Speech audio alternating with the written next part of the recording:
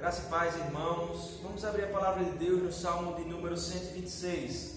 Salmo 126, diz assim a palavra do Senhor: Quando o Senhor restaurou a sorte de Sião, ficamos como quem sonha. Então a nossa boca se encheu de riso e a nossa língua de júbilo. Então entre as nações se dizia: grandes coisas o Senhor tem feito por eles.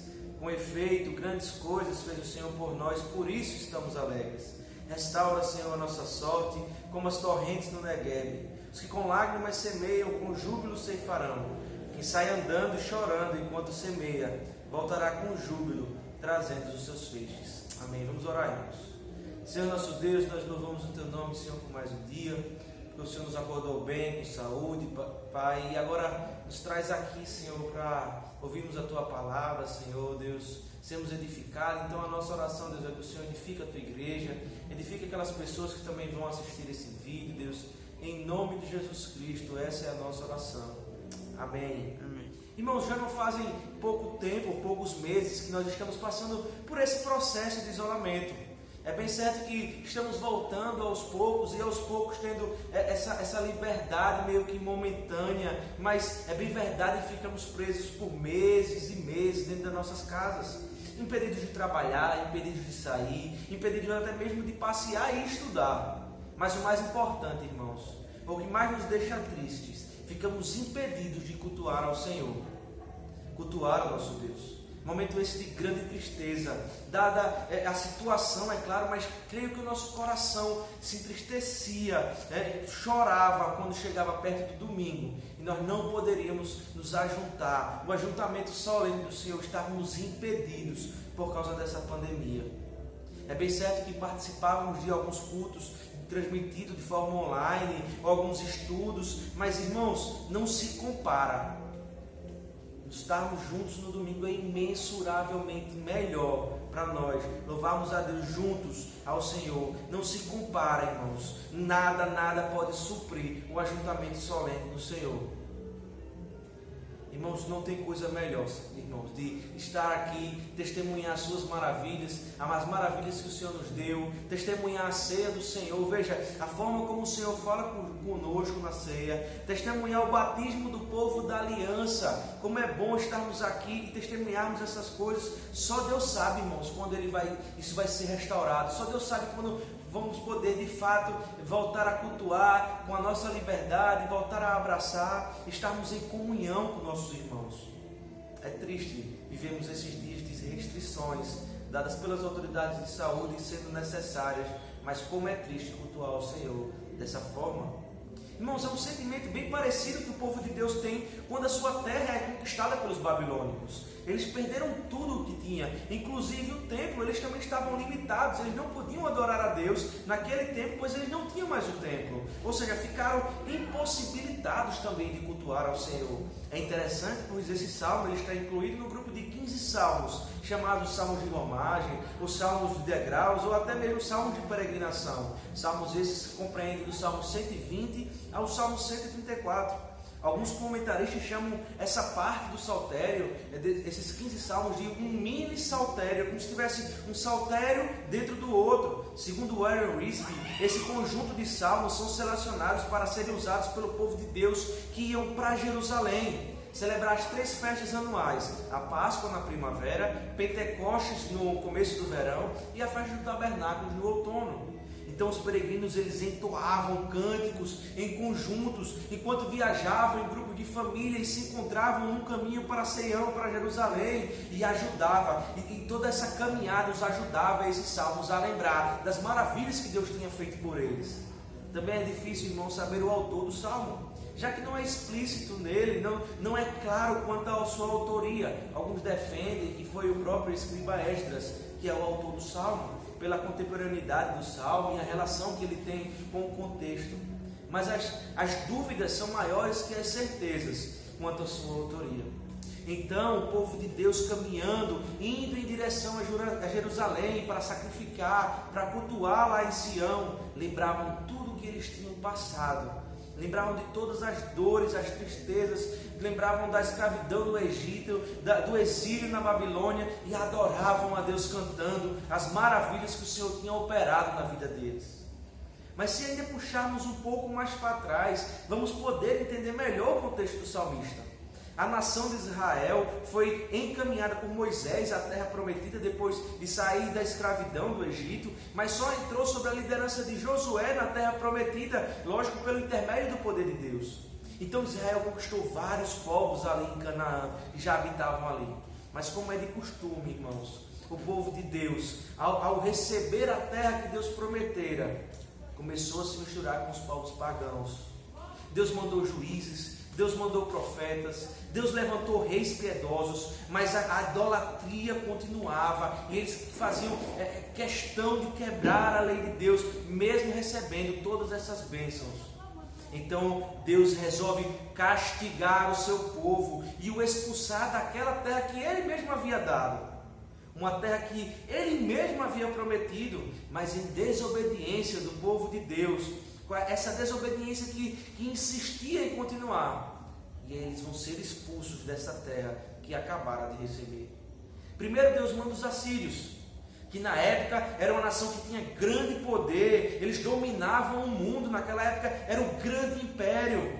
Então eles invadem o reino do norte, que é onde a capital era Samaria. Vale lembrar que naquela época Israel estava dividida entre reino do norte e reino do sul, e o reino do sul, cuja capital é Judá. Então a Assíria invade com as suas tropas o reino do norte e os leva cativos, e o reino do sul, irmãos, continua em sua terra. Mas veja, eles comemoram a saída, o exílio dos seus irmãos, e pelo contrário, em vez deles olharem para aquilo ali e pedirem perdão pelos seus pecados e pela idolatria, eles continuam fazendo as mesmas coisas. E aí, irmãos, acontece que a Babilônia, um império que estava crescendo na época, dominou os assírios, dominou a Assíria, e por providência de Deus, diz o texto, eles invadem o reino do sul também, e agora levam um restante do povo de Deus cativo para a Babilônia. Nessa invasão, os muros de Jerusalém foram destruídos, muitos morreram, a nação foi assolada, o templo foi derribado, e eles são levados cativos, agora mais uma vez, escravos de uma nação ímpia. E por 70 anos, irmãos, 70 anos, os judeus ficaram sem terra, sem templo, sem os sacrifícios, sem os sacerdotes. Mas mesmo assim, Deus não esqueceu do seu povo, pois nesse tempo Deus ministrou a vida deles através do profeta Daniel, o próprio escriba Esdras. Passado esses 70 anos, Deus move o coração de Ciro, o rei da Pérsia, que já havia tomado a Babilônia e tinha se tornado o maior império da época. E o rei Ciro, ele agora passa um decreto que libertava os judeus e os autorizava a voltarem para suas terras, para a terra de Canaã, e dando a eles até liberdade religiosa. Irmãos, é baseado no propósito desse salmo, e baseado nesse contexto que nós falamos até agora, que ouvimos até agora, nós vamos meditar no seguinte tema: a felicidade do povo de Deus. Onde está baseada a felicidade do povo de Deus? Em primeiro lugar, nós vemos que a felicidade do povo de Deus está baseada nas obras de Deus no passado. Vejam comigo o versículo 1 ao versículo 3, diz assim: quando o Senhor restaurou a sorte de Sião, ficamos como quem sonha. Então a nossa boca se encheu de riso e a nossa língua de júbilo. Então entre as nações se dizia: grandes coisas o Senhor tem feito por eles. Com efeito, grandes coisas fez o Senhor por nós.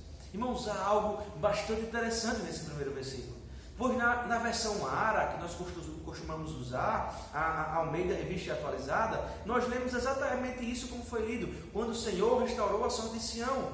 Mas essa versão, irmão, não expressa bem as palavras aqui no original. A versão corrigida fiel, ela vai trazer a forma do texto um pouquinho diferente, e parece ser mais fiel ao texto original, e diz assim: quando o Senhor trouxe do cativeiro os que voltaram a Sião. Por isso, irmãos, muitos teólogos como F.F. Bruce, Champlin, Matthew Henry e o próprio Augusto Nicodemos e vários outros compreendem que a restauração no qual o salmista se refere no Salmo 126 é exatamente a volta do exílio da Babilônia, o qual comentamos anteriormente. Mas na continuação do versículo 1, lemos que depois que Deus restaurou o seu povo, depois que Deus trouxe o seu povo à terra prometida, depois que Deus leva-os de volta para a terra que mana leite e mel, eles ficaram como quem sonha. Irmãos, eles não acreditaram na tão grande misericórdia de Deus em trazê-los de volta. Foi tão grande o sofrimento que eles passaram durante 70 anos, que eles ficaram como quem estava a sonhar. E o incrível de tudo isso, irmãos, que esse livramento, ou o tempo que eles estavam lá, já estavam predito pelo profeta Jeremias, sendo boca de Deus, lá no capítulo 25, do 7 ao 11. Eu vou ler aqui, os irmãos acompanham.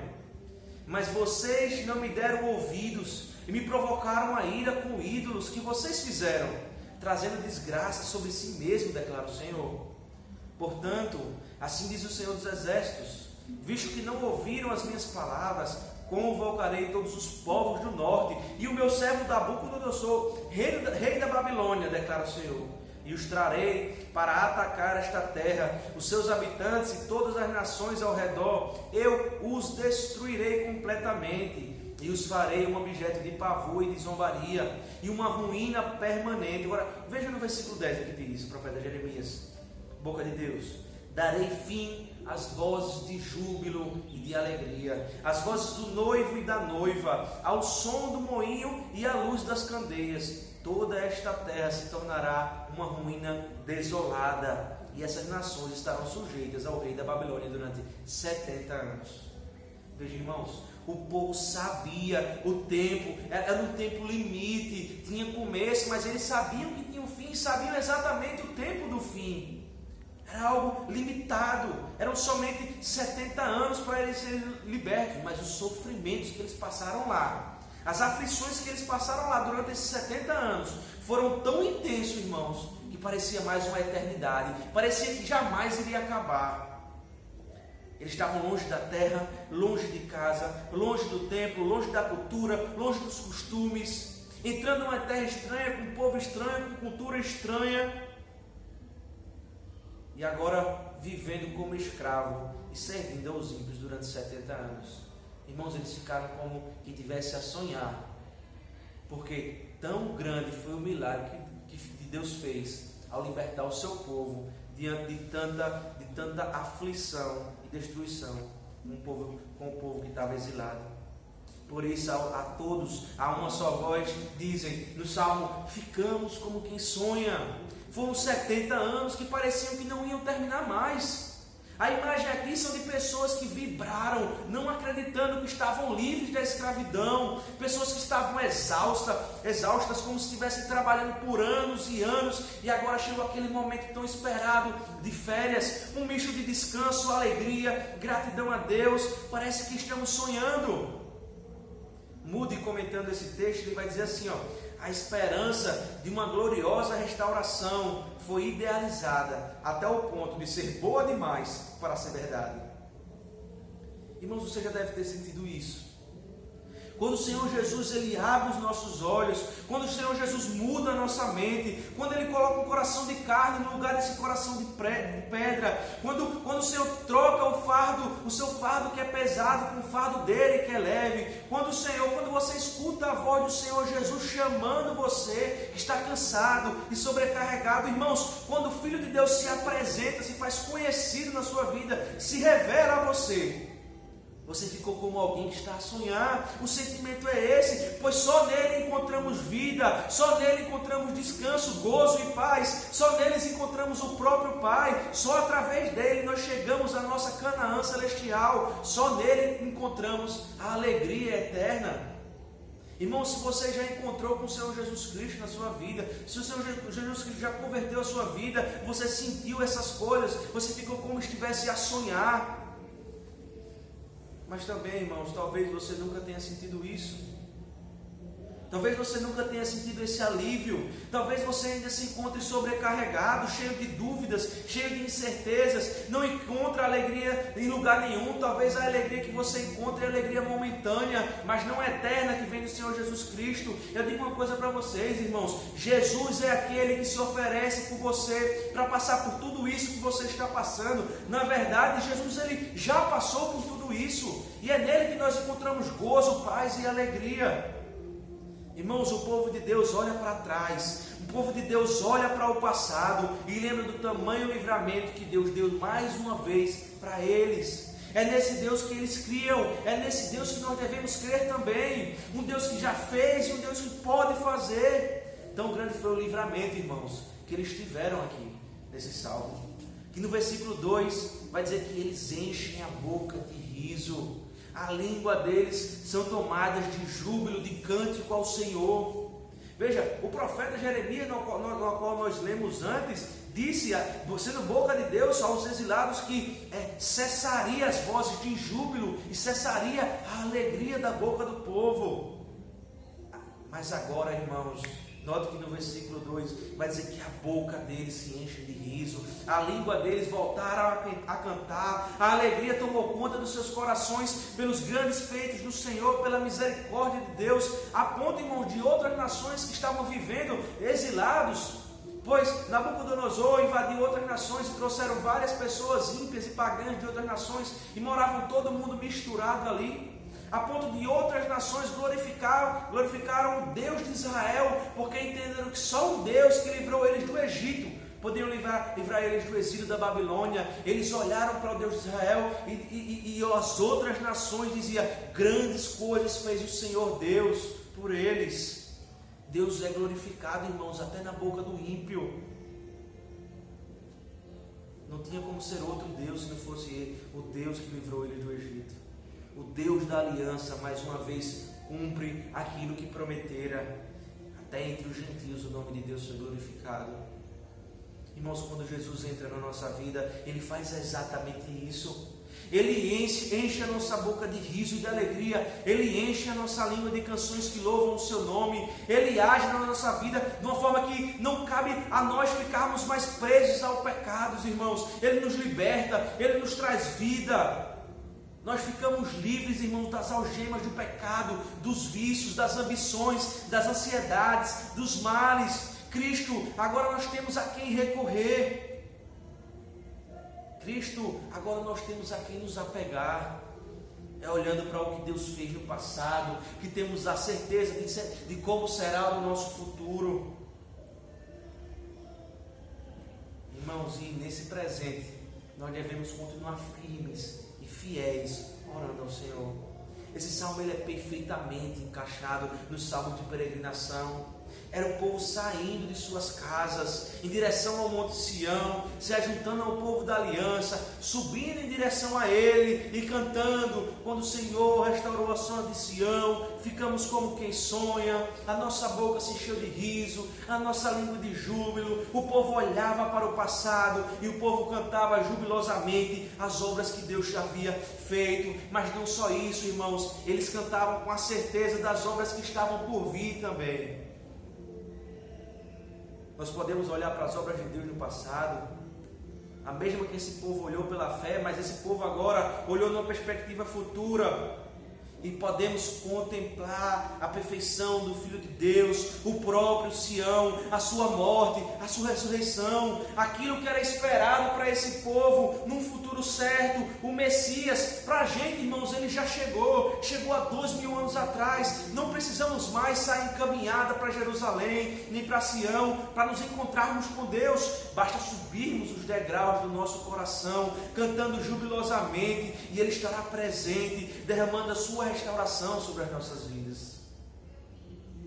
Mas, irmãos, esse salmo ele não termina por aí. Estamos meditando no seguinte tema: a felicidade do povo de Deus. Onde está baseada a felicidade do povo de Deus? Em primeiro lugar, nós vimos que está baseada nas obras de Deus no passado. Em segundo lugar, veremos que está baseada nas obras de Deus no futuro. Acompanhe comigo dos versículos 4 a 6. Diz assim a palavra do Senhor. Versículos 4 a 6. Restaura, Senhor, a nossa sorte como as torrentes no Negueb. Os que com lágrimas semeiam, com júbilo ceifarão. E sai andando e chorando enquanto semeia, voltará com júbilo, trazendo seus feixes. Irmãos, note que no versículo 4 o salmista pede uma nova restauração. Se lido de forma rápida e sem ter um contexto em mãos, parece não haver sentido a petição do salmista.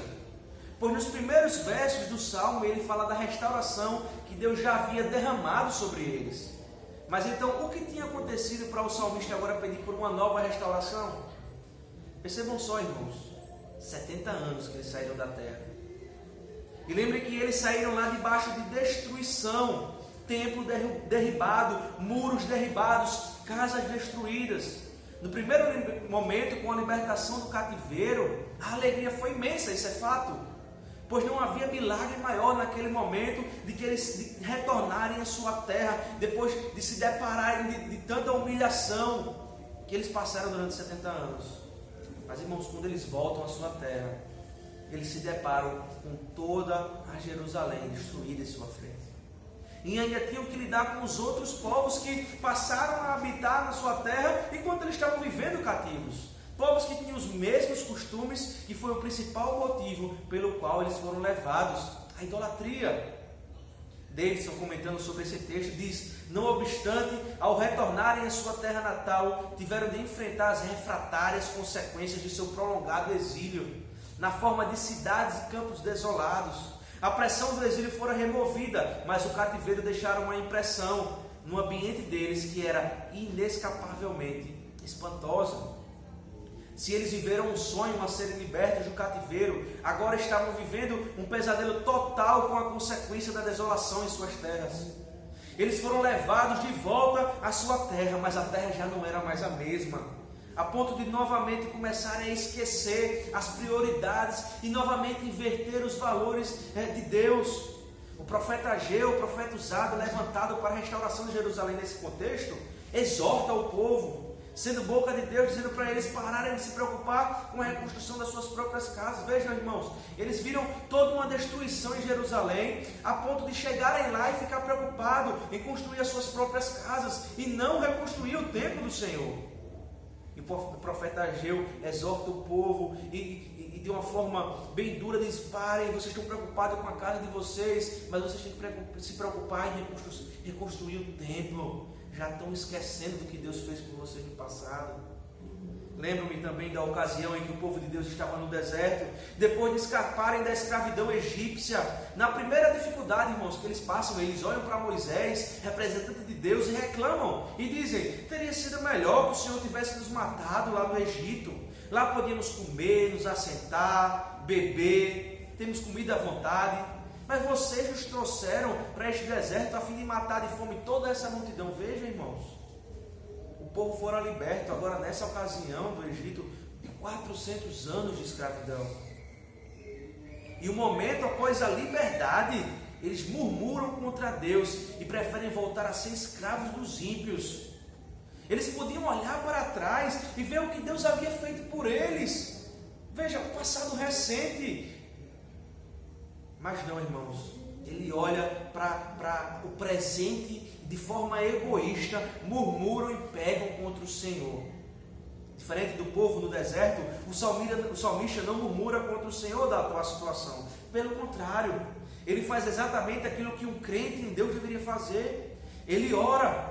E não é qualquer oração, irmãos. É uma oração de aflição, é uma oração de angústia, mas é uma oração também de restauração. É uma oração de esperança, baseada no que Deus já fez. O salmista, nos 3 primeiros versos, lembra do que Deus fez no passado. E baseado nisso, irmãos, agora ele ora. Ele tem a certeza de que Deus pode fazer no futuro. Por isso ele ora ao Senhor com a certeza que Deus há de fazer. Irmãos, como temos reagido diante das nossas dificuldades? Será que temos olhado para trás, lembrando da cruz de Cristo? Será que oramos e vivemos esperançosos no nosso futuro? Ou simplesmente temos esquecido as obras de Deus do passado e temos deixado o medo tomar conta dos nossos corações? É incrível porque o salmista nos traz algumas imagens para ilustrar essa situação. O salmo é perfeito. Logo no versículo 4, vemos a primeira imagem. Ele pede para que a restauração seja como as torrentes do Negueb. As torrentes do Negueb tinham uma grande representação para o povo de Deus naquela época, naquele contexto. Pois a sequidão tomava conta do sul da Judéia, a região chamada Negueb, né? E era uma região totalmente deserta, parecida com o nosso sertão, né? Parte do ano da região, ou grande parte do ano, era uma região totalmente seca.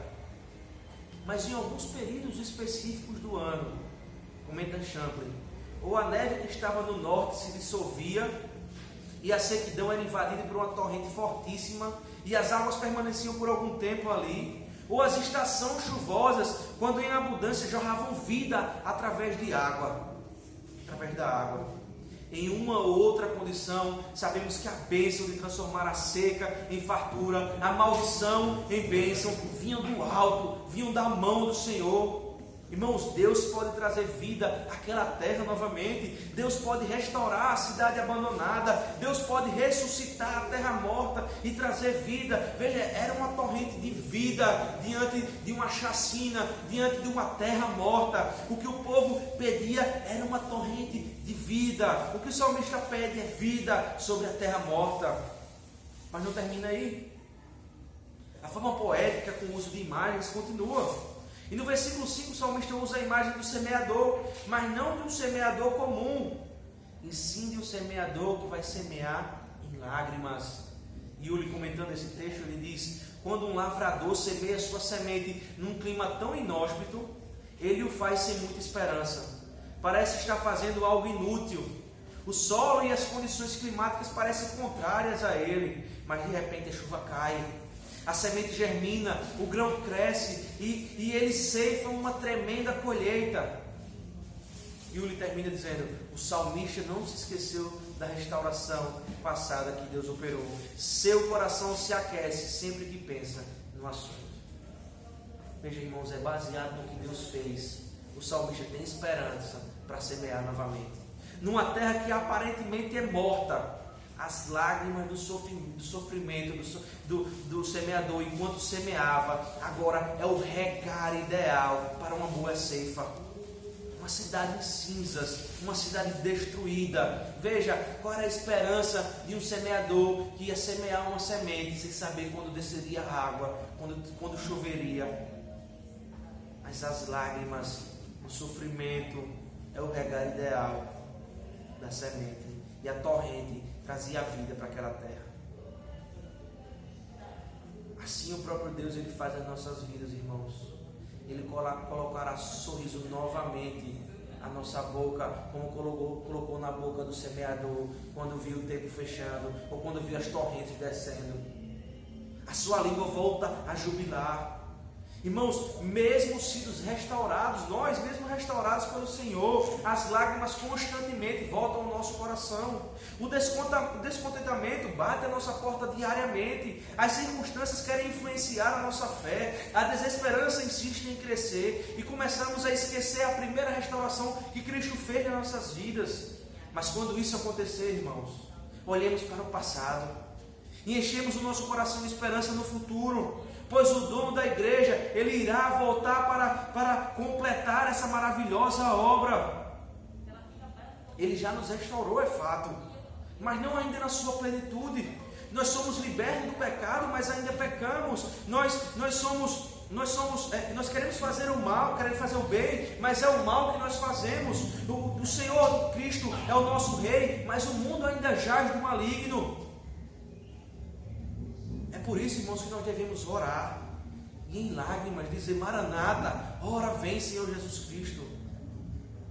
O salmista termina trazendo a mesma imagem do versículo 5, reafirmando que o povo, de volta à sua terra, olhando para a destruição do templo e de suas casas sem comida, sem terra, a terra morta na verdade, estava andando e semeando em lágrimas numa esperança, recebendo toda a aflição que o mundo tinha para oferecer. Mas o salmista também lembra, lá no final do versículo 6, no futuro haverá júbilo e colheita.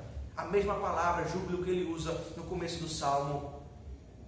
Assim como foi a restauração no começo do Salmo, assim será a última restauração no final do Salmo. Haverá júbilo, mas júbilo trazendo os seus feixes, ou trazendo a sua colheita. O Senhor Jesus nos afirma que teremos sim aflições nesse mundo, viveremos sim as consequências do pecado nesse mundo, mas Ele mesmo venceu o mundo e voltará para nos tornar mais que vencedores, não em nós, mas em Cristo Jesus. Assim completará a sua grande obra, e não haverá mais pranto, nem choro, nem angústias, nem dúvidas, nem incertezas, nem ansiedades, nem depressões, nem pecado. O Senhor trará a restauração definitiva. O Senhor nos dará de comer do fruto da árvore da vida. Irmãos, diante dessas maravilhosas verdades aqui ditas até agora, a palavra de Deus nos desafia. E o primeiro desafio, irmãos, é que ao olharmos para o passado, assim nós podemos enxergar as consequências da obra de Cristo nas nossas vidas. O nosso coração talvez seja o órgão que mais é propício à amnésia. Somos especialistas em esquecer o que Deus fez por nós. Há uma frase que diz: a gratidão é a memória do coração. A gratidão nos faz lembrar, irmãos, da obra de Cristo e as suas consequências, de todo o seu sofrimento, todo o seu choro, para que eu e você pudéssemos ter vida e vida em abundância. Não precisamos, irmãos, nos desesperar. Ele já passou por tudo isso que nós estamos passando agora, mas de uma forma muito mais intensa. Ele sofreu tudo por nós, para que quando passarmos por aflições, o Senhor Jesus Cristo interceda por nós de uma forma pessoal, de uma forma perfeita, como alguém também que já passou por essas aflições. Por isso Ele troca o nosso fardo com o dele. Por isso que quando estamos cansados e sobrecarregados, Ele é o nosso alívio, Ele é a nossa fortaleza, o nosso refúgio, o nosso amigo, o nosso Redentor. E quando passarmos pelo vale da sombra da morte, não devemos temer, pois o teu bordão e o teu cajado nos consola. Devemos olhar as obras de Cristo no passado e sermos constantemente alegres. E note que nós temos mais motivo de alegria do que os judeus tiveram no passado. Pois nós fomos libertos de um cativeiro muito pior do que o deles. O cativeiro dos judeus era um cárcere do corpo, mas o nosso cativeiro foi um cárcere da alma, e disso nós já estamos libertos graças ao Senhor Jesus. Ele nos livrou do cativeiro de Satanás, quando nos tirou do reino das trevas e nos levou para o reino do Filho do seu amor. Devemos nos alegrar no Senhor em toda e qualquer circunstância. Mas há um segundo desafio, irmãos. Ao olharmos para o futuro, possamos lembrar do que Deus fez e prometeu no passado e nos encher de esperança para um futuro. Já disseram que a esperança é a última que morre, mas eu estou aqui para te dizer que a nossa esperança ela é imortal. A nossa esperança venceu a morte. A esperança que temos em Cristo é algo certeiro. Veja, irmãos, a esperança em que temos em Cristo jamais nos decepcionará. Estamos vivendo num mundo depois de Cristo, onde o clímax já aconteceu há 2000 anos atrás. Recebemos hoje todo o resultado dessa obra maravilhosa. Ele restaurou nossos corações, a nossa alma, mas isso não significa dizer que nos colocou numa redoma de vidro, onde nenhum mal, nenhuma doença, nenhuma aflição, nenhuma angústia irá nos atacar. Pelo contrário, seremos colocados à prova constantemente, mas nos apegando àquilo que há de vir, nos apegando à colheita que Cristo há de fazer, na derradeira restauração de Cristo sobre a sua igreja, na promessa da sua volta. É pelo que Ele fez e pelo que Ele ainda vai fazer que possamos ser felizes por toda e em qualquer situação. O Senhor já nos restaurou, mas ainda há de nos restaurar. Enquanto isso, seguimos com a nossa boca cheia de riso, a nossa língua cheia de júbilo, seguimos louvando ao nosso Salvador, peregrinos nessa terra, até Ele colher os seus feixes, a sua igreja. Glória a Deus por isso. Mas como já disse, irmãos, a nossa demorada volta aos cultos ao Senhor, por causa dessa grande pandemia, tem de fato tirado a nossa alegria. Mesmo que de forma online, não se compara, como eu já disse, ao ajuntamento solene da igreja. Mas, irmãos, não por causa disso, nós devemos nos manter alegres, felizes, pois quando cultuamos a Deus aqui na terra, nós desfrutamos somente um pedacinho daquilo que será nos céus. Então, quando a tristeza chegar ao nosso coração, lembre-se que o Senhor Jesus falou: eu fui, mas eu vou preparar-vos lugar. Que o Senhor Deus nos abençoe. Vamos orar, irmãos. Senhor Deus, nós louvamos o Teu nome, Deus, por essa palavra, porque o Senhor fala ao nosso coração, porque Ele divide, Deus, a nossa alma e o espírito, porque o Senhor toca no mais íntimo do nosso coração. O nosso pedido é que essa palavra reverbere no nosso coração, Deus, durante a semana, que possamos louvar a Deus por essa palavra, que possamos ser moldados através dela. E Deus, que essa esperança tome conta do nosso coração, que olhando para trás possamos enxergar, Deus, um futuro lá na frente glorioso aos pés do nosso Senhor e Salvador Jesus Cristo. É que nós te oramos. Amém.